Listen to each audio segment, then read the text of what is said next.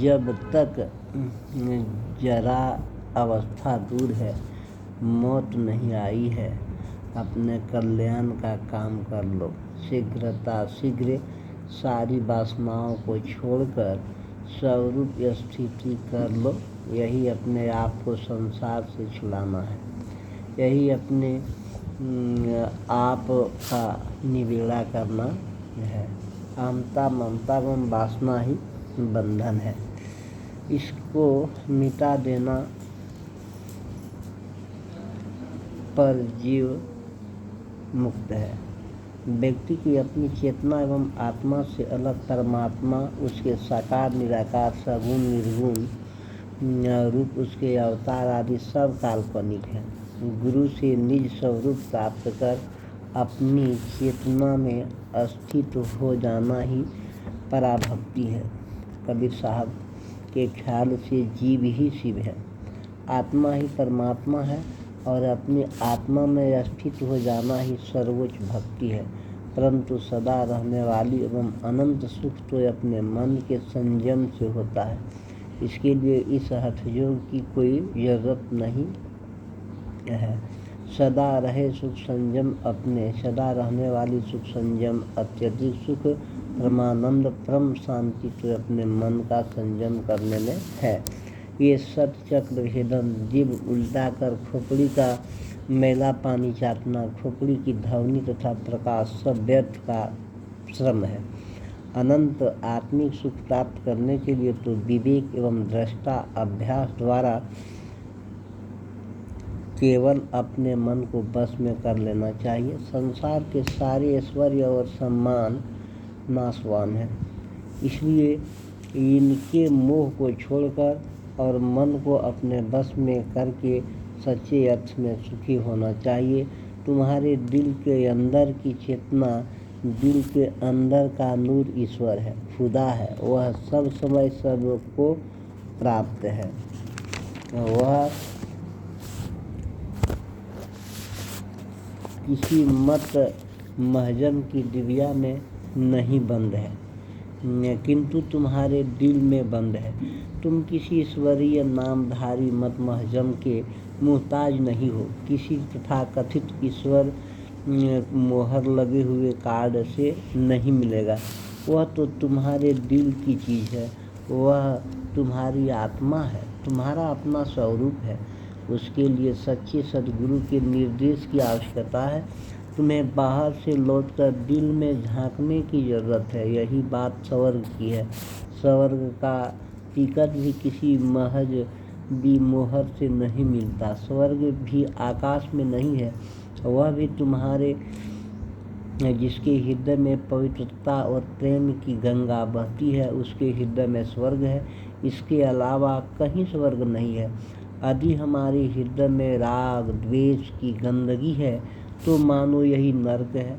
हमें चाहिए कि हम मन साफ रखें। जिसका दिल शुद्ध है, जिसमें प्राणी मात्र के प्रति करुणा और प्रेम है, वही मानो नित्य स्वर्ग में विद्यमान है। अपने चेतन स्वरूप को सबसे अलग समझकर मन को सारे विषयों तथा सांसारिक चीज़ों से हटा लो।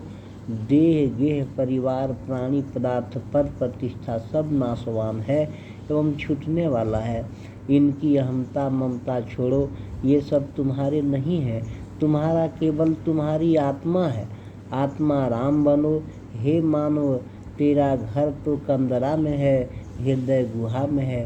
तेरी आत्मा, तेरी चेतना निवास करती है। तू अपनी आत्मा को अपनी हृदय गुहा में खोज। बाहर क्या भटक रहा है, यह कथन भी बड़ा भ्रम उत्पन्न कर सकता है। वस्तुतः वह हृदय निवासी तो तू ही है। तेरी अपनी स्मृति अपनी तरफ घूम जाना ही अपनी खोज करना है। तू तो अपनी आप को न पहचान कर इस जगत की चमक दमक एवं तड़क भड़क में भूल रहा है। यमराज नचिकेता से कथ उपनिषद में कहते हैं, जो स्वरूप में सूक्ष्म से भी सूक्ष्म है और गुणों में महान से ही महान है, वह आत्मा सभी प्राणधारियों की हृदय गुहा में विद्यमान है। उसे ठीक से वही समझता है जो कर्म जाल से छूटा हुआ और शोक से पार है। वह अपने मन की स्वच्छता से अपनी आत्मा में ही महिमावान है। जो अपने हृदय मंदिर के आत्मदेव को जान लेता है वह संसार में नहीं भटकता है। हमारे हृदय मंदिर में जो कामादि डाकू हमारे ज्ञान एवं शांति धन को लूटते रहते हैं, हम उससे जीवन भर अनभिज्ञ बने रहते हैं। इससे अधिक दुख की बात क्या होगी। इसलिए साधक को चाहिए कि वह सब समय अपने हृदय को देखें। जो अपने मन का सब समय साक्षी बना रहेगा वही सच्चा साधक है। जो हृदय घर की सदैव निगरानी रखता है उसके दिल में चोरी नहीं होगी। सतत सावधानी ही साधना है।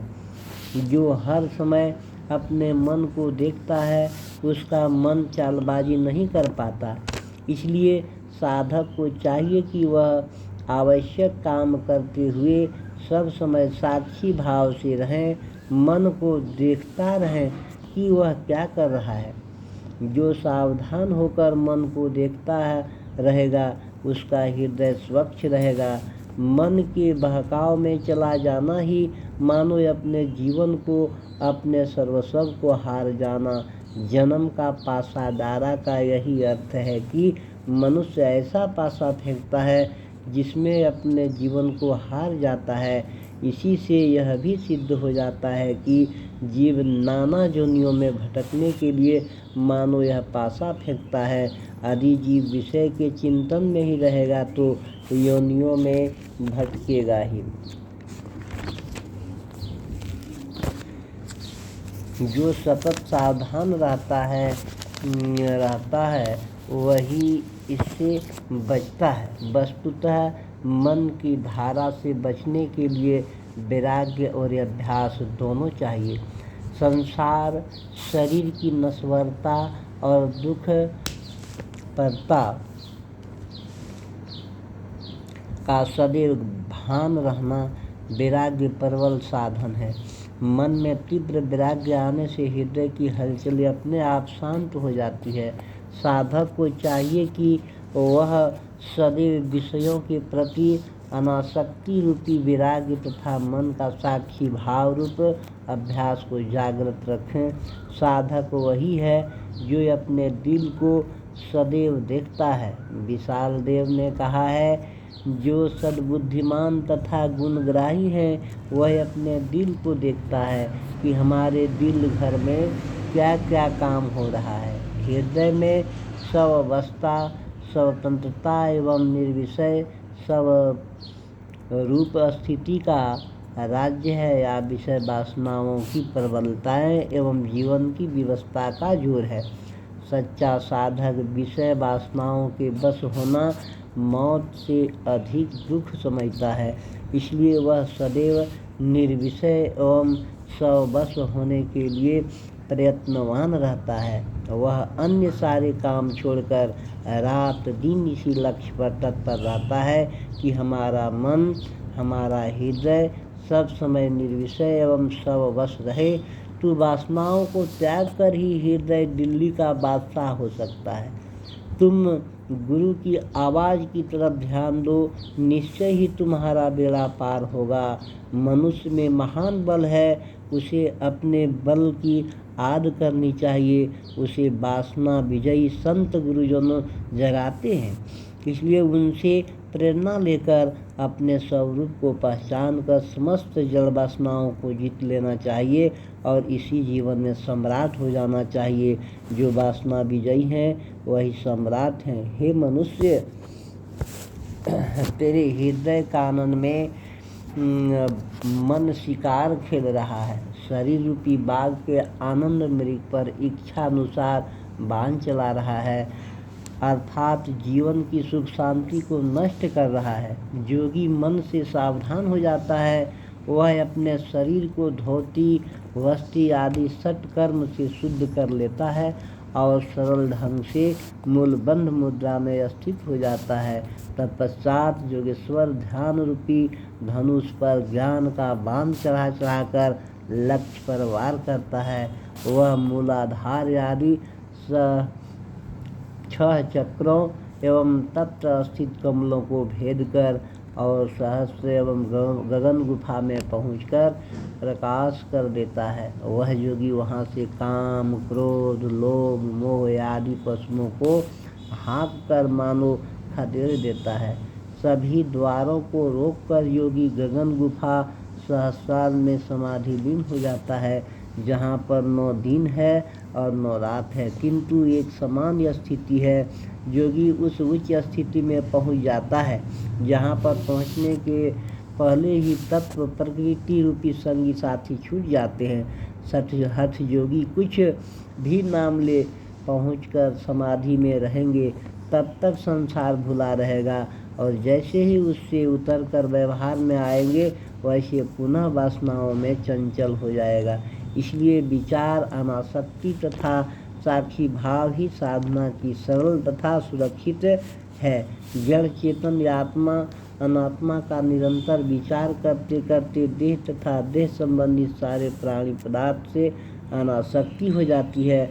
अनासक्ति के बाद साक्षी भाव दृढ़ हो जाता है।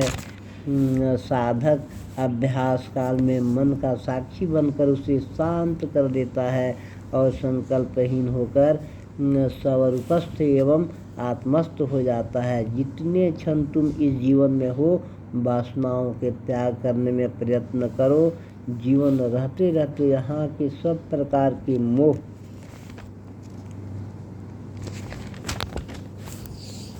से मुक्त हो जाओ। देह छोड़ने से पहले संसार के राग द्वेष छोड़ दो। बंध कर संसार से मत जाओ। जरा सोचो तो, संसार से तुम क्या मिलने वाला है। यहाँ पर जो कुछ मिलता है छूट जाता है। यहाँ बंधनों को मिलना हार है तथा मोक्ष मिलना जीत है। जो संसार में उलझ कर गया वह जीवन जुआ हार गया, और जो सुलझकर शांत एवं संतुलित होकर गया वह जीवन जुआ को जीत कर गया। इसलिए चित चेती डारो पासा, बहुत सावधान होकर दाव खेलो। यहाँ बहुत सजग होकर जिंदगी बिताओ। यहाँ कहीं राग किए तो हार गए, द्वेष किए तो हार गए, काम, क्रोध, मोह, बैर, शोक, संताप में उलझ गए तो हार गए। इस संसार में जीवन की बाजी वही मानो जीत लिया जो मन की समस्त ग्रंथियों, समस्त वासनाओं को तोड़कर अपने आपा को सबसे मुक्त कर लिया। ये संसार की वासनाएं ही तुम्हें जीवन में तथा जन्मांतरों में नचा रहे हैं। इन्हें छोड़े और सबसे मुक्त हो जाओ।